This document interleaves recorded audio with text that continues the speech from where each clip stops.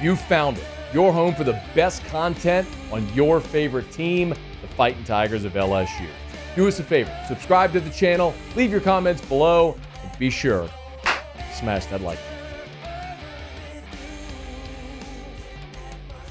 All right, so Tuesday, LSU was on the practice field. We're less than 2 weeks away from the ReliaQuest Bowl. LSU, Wisconsin, New Year's Day down in Tampa. And Tigers had their first media availability, media viewing for bowl practice. And as you might imagine, I think when everybody went to the indoor facility today and the media that was present was allowed to watch at the indoor facility on the catwalk up at the top, we were all looking primarily at, okay, who's here, who's not, right? Which would suggest who is going to play in this game and who has opted out. And I think everybody also wanted to look at Garrett Nussmeier, get his shot to be the guy. And that's where most of the focus was. But picked up a lot of tidbits. So let me go through some of these notes that I scribbled down. If you're wondering about the attendance, the guys who we've been wondering, would they be out there at practice? Would they not? By and large, they all were. Logan Diggs was at practice. Malik Neighbors, as he said he would be, was at practice. Brian Thomas, Mason Smith, Jacobian Guillory, Harold Perkins, all the guys are all out there at practice. Two players of interest that also practiced. Mekhi Wingo, who shut it down more than a month ago to have surgery on that knee.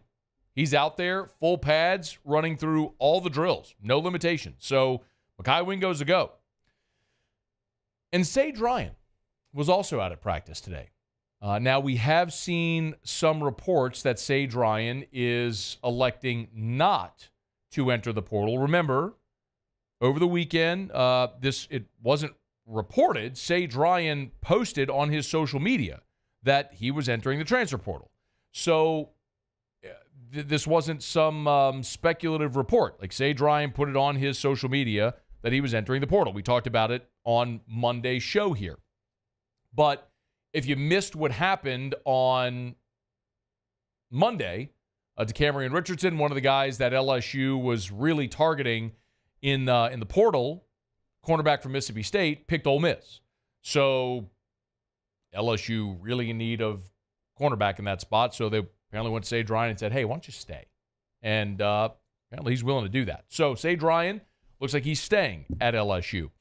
A couple of other things that of note. Obviously, the quarterbacks, Garrett Nussmeier took all the reps with the ones. Ricky Collins was out there, and then you had the walk-ons behind them. When we got out there, they were running individual drills, so just their sort of warm-up drills at the indoor facility with their position coaches. When they went team defense, it was all the starters that you would expect. Your corners were Stamps and Toviano. Your safeties were Andre Sam and Major Burns. Everything else exactly as you would expect. Ovia Gofu and Savion Jones were your ends. Mason Smith and Jordan Jefferson were your interior linemen.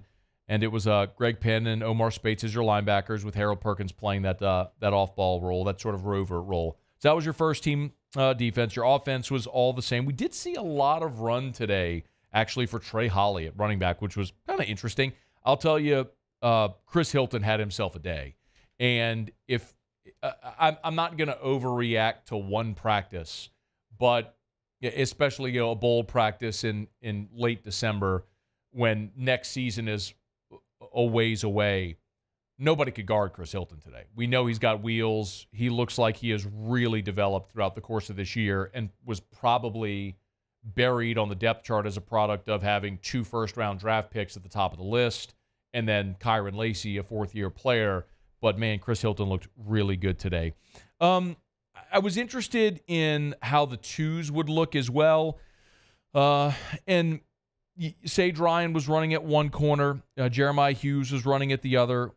We saw some rotation at safety with Ryan Yates back there. West and Whitweeks were your inside backers. So a lot of what we'd seen. Then we got to see the team go ones-on-ones in the scrimmage portion of the drill. And so it was first offense against first defense. And I charted the plays. They ran 10 plays, and Nuss got 6, and then Ricky Collins got 4. So they ran a screen to Trey Holly, beautiful play, TFL by Greg Penn. They ran Trey Holly again for 4 yards. Perkins and Penn made the stop. They ran a screen pass to Malik Neighbors. On the 4th play, they went deep down the right sideline, and Nussmeier had Brian Thomas open. He underthrew it, and Ashton Stamps had an interception that he just dropped as he went to the sideline. It was one of the things with Nuss that you worry about is decision-making. He threw a ball in a double coverage that should have been picked. They ran the shovel pass to Aaron Anderson on the sweep motion for about 3 yards. They ran a 15-yard crosser to Malik Neighbors. So that was your offense with the ones. As the twos went out there, the second offensive line struggled. Ricky Collins got hit as he threw on the first pass. They ran a bootleg. It was caught by Kyle Parker. A running play with Trey Holly and then a sack. So especially the twos, the defense kind of had a day. A couple other things. Let's see. After they went back to individuals, just some things of note. Obviously, Pete Jenkins is still out there working with the defensive line, as is John Jancic.